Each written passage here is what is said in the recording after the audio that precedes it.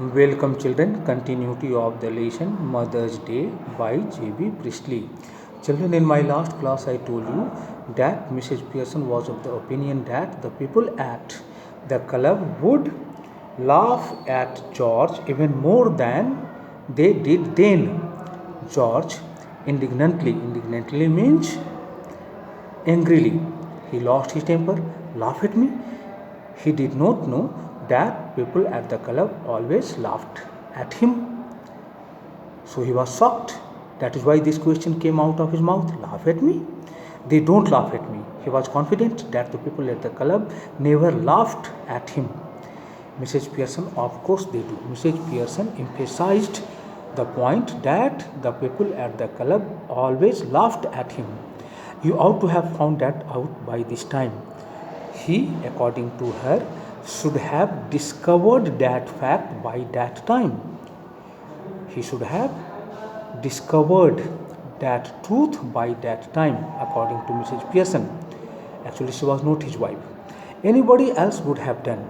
If somebody else had been in his place, that person would have discovered that fact by that time. You are one of their standing jokes. Standing jokes, regular jokes, established jokes. People made fun of him behind his back.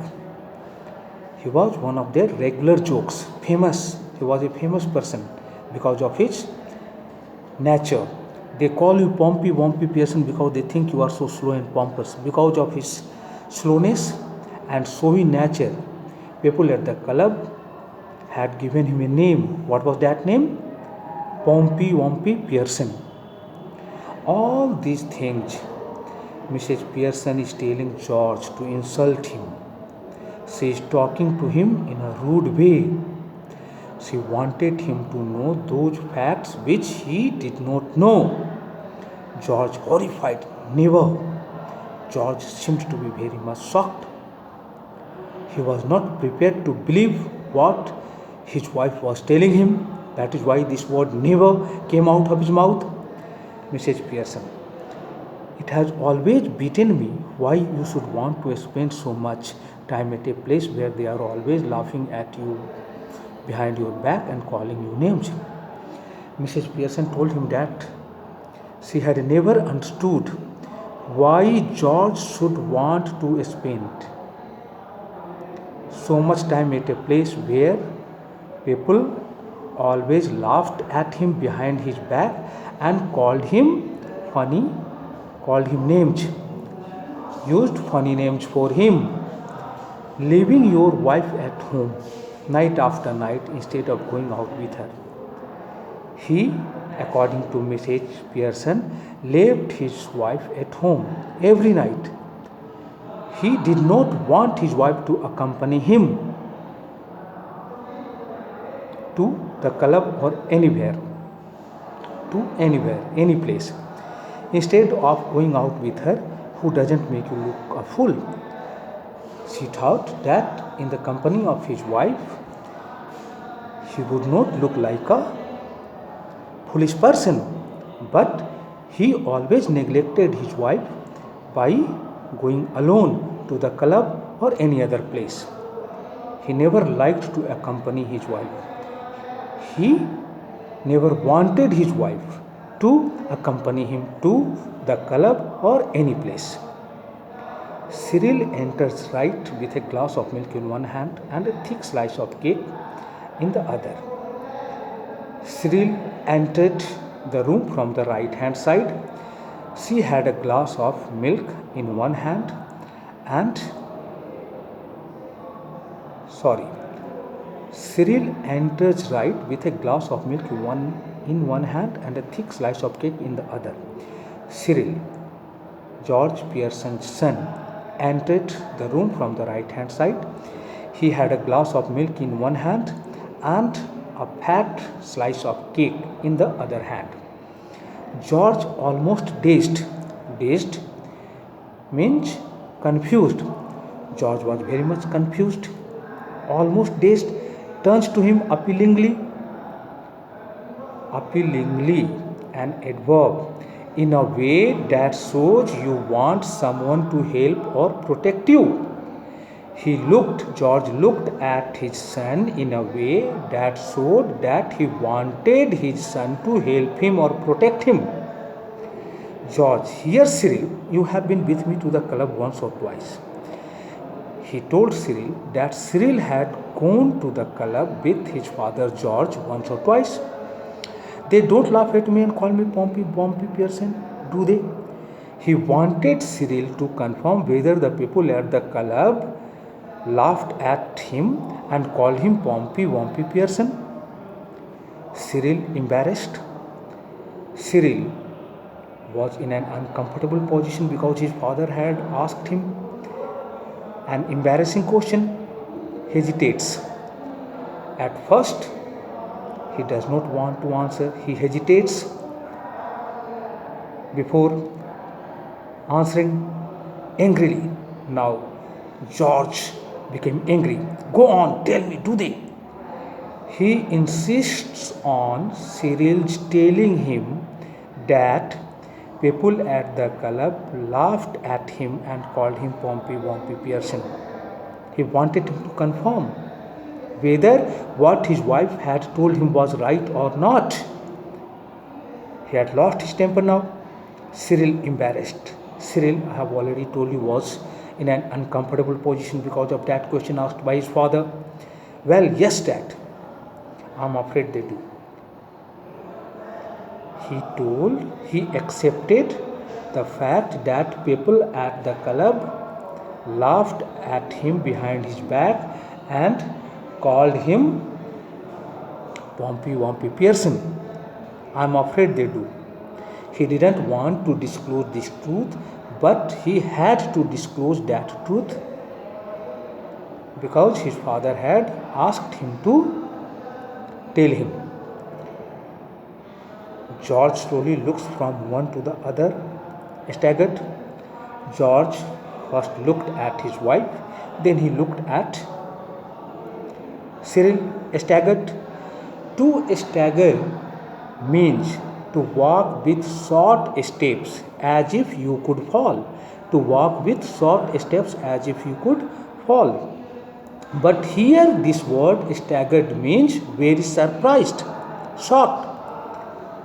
George was very surprised. He was shocked.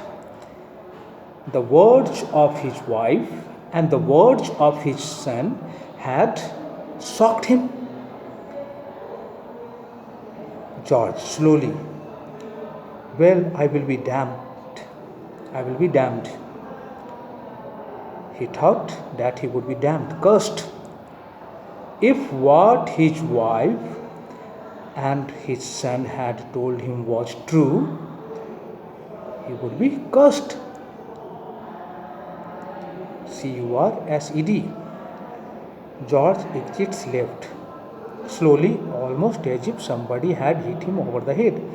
George went out of the room from the left hand side. Not hurriedly. How did he go? Slowly. It appeared if somebody had attacked him over his head. He was very shocked. Cyril, after watching him go, turns indignantly to Mrs. Pearson. Cyril, after watching his father go, turned his attention towards his mother, Mrs. Pearson. How? Angrily. Indignantly means angrily. Cyril, now you shouldn't have told him that, Mum. That's not fair. He told his mother, Mrs. Pearson. He did not know that Mrs. Pearson was not his mother. She was Mrs. Fitzgerald. He was dealing with Mrs. Pearson. Actually, Mrs. Pearson was his mother, but here Mrs. Fitzgerald was looking like Mrs. Pearson because of the effect of the spell she had used. Because of the effect of the spell Mrs. Fitzgerald had used.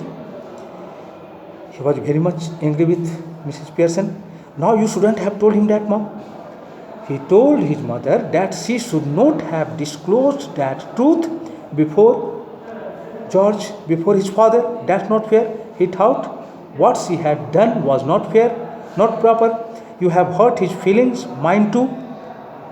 By disclosing the truth before George, she had hurt not only the feelings of his father but his feelings also. Mrs. Pearson. He talked angrily. He was very much angry with Mrs. Pearson. Mrs. Pearson, sometimes it does good people. Sometimes it does people good to have their feelings hurt. Mrs. Pearson was of the opinion. She said clearly that sometimes it was necessary to hurt the feelings of people. Sometimes it does people good to have their feelings hurt. Sometimes hurting the feelings of people helped them, did them good. The truth oughtn't to hurt anybody for long. She thought the truth should not continue to hurt anybody for much time. If your father didn't go to the club so often, perhaps they would stop laughing at him. She thought that if his father stopped going to the club continuously, the people at the club would stop laughing at him. They would not laugh at him. Cyril, gloomily in a sad way, in a way that is sad, in a disappointed or unhappy way. Another one of the synonyms of this word, is glumly, Glumly. This word means gloomily, Glomily. Different spellings, but meanings are almost same. Cyril, gloomily, I doubt it. Cyril answered in a disappointed way that he had his doubt. He was suspicious about what she was telling him. Thank you, children.